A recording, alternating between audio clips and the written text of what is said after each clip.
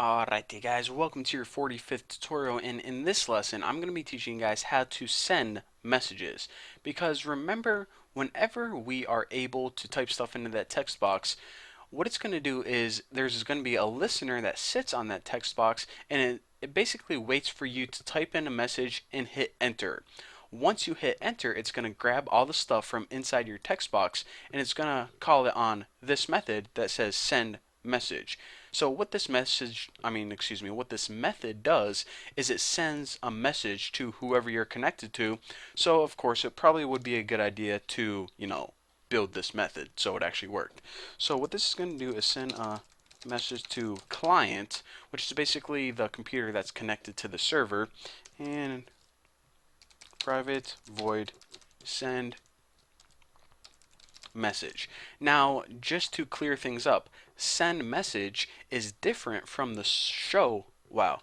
You know what? Saying send message and show message are very complicated. Alright, so send message sends a message to the client, and what show message does is it pretty much displays both of your guys' messages on the main chat area so you can see the history of your conversation.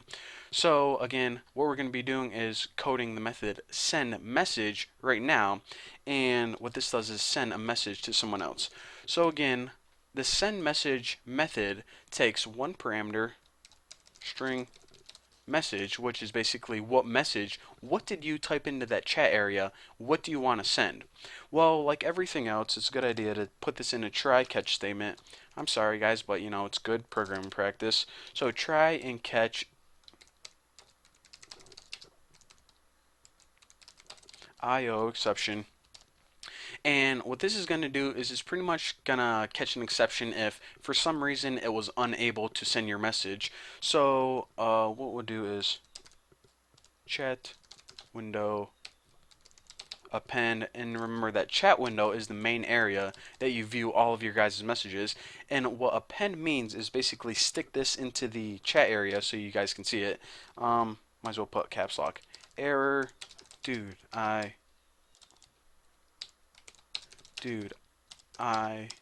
can't send that message for some reason. So hopefully you should never see that because, I don't know, maybe a bug wrong in our server midway through sending the message, then we would get something like that. But most cases, you just want to be able to send it successfully to the client or to the other person. So whenever you do that, this is how you do it.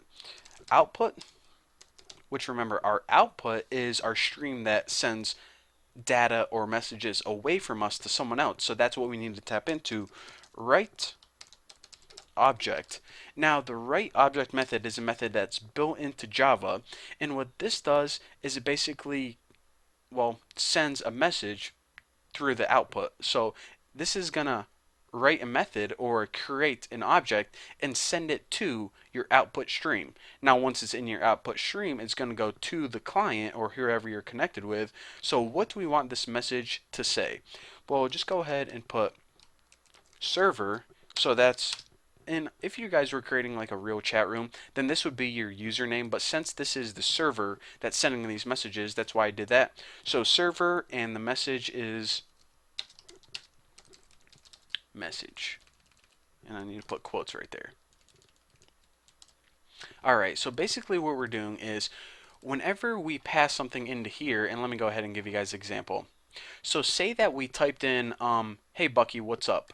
Then it's going to pass, hey Bucky, what's up, into this send message method. Also a tongue twister, by the way. Now whenever we get that string called message, message is now equal to hey Bucky, what's up? So of course that's a string, so your string that you're going to send to them is, first of all, who's it coming from? Server minus hey Bucky, what's up? That's going to write an object into your output stream. Now once that entire string is in your output stream, it can go send it along the stream to the client, which is the other person. And of course, if you remember from a couple tutorials ago, whenever you pretty much write something into your output stream, it's always a good idea to output flush it out once you're done sending stuff. And that pretty much means in case something happened and you have any bytes left over, then just go ahead and flush them out. That means push all the extra bytes to the user, just so you don't have anything left over buffering in your stream. And this is just good housekeeping stuff, although you don't need to actually call it too often. So once you're done with that, of course, the message is sent to them, but what you want to happen is you want that message to display on your screen. Because if you remember from, AOL Instant Messenger or something, whenever you send something to them, it pops up on your top window on the screen the message that you just typed. It doesn't just show their messages, it shows the conversation, your messages, and their messages. So we actually want to show message, the one that you just wrote, and we of course want to show this on a new line. So new line, and the message is server minus plus whatever message you just wrote. And I like to put my pluses with a little space right there, just because I think it looks a little bit neater. So basically we should have one error right now that says show message, and also another one that says able to type because we didn't code that. But basically this is all you need to do in order to send a message to another computer. The first thing is you need to write a try catch, because in case something goes wrong, then we can successfully handle it. But basically our message or string that we want to send to the user is going to be an object. So now that the object is created, we can put it in our output stream, which is basically the road that it's a one-way road, and it goes from our computer to their computer. So now that we sent the object, right here, it gets sent along the stream to them, and if any crap gets left over, we can just flush it right out to them. And just so we can see the history of our conversation, we want to also show this message on our screen, the screen that we're looking at right now. So that's why I put new line, because every message should go on a new line, and just says server message. Simple enough. So now in the next tutorial, I'm going to show you guys how to code the show message method, which pretty much is extremely easy. Pretty much displays messages on your GUI. So anyways, thank you guys for watching. Don't forget to subscribe, and I'll see you guys then.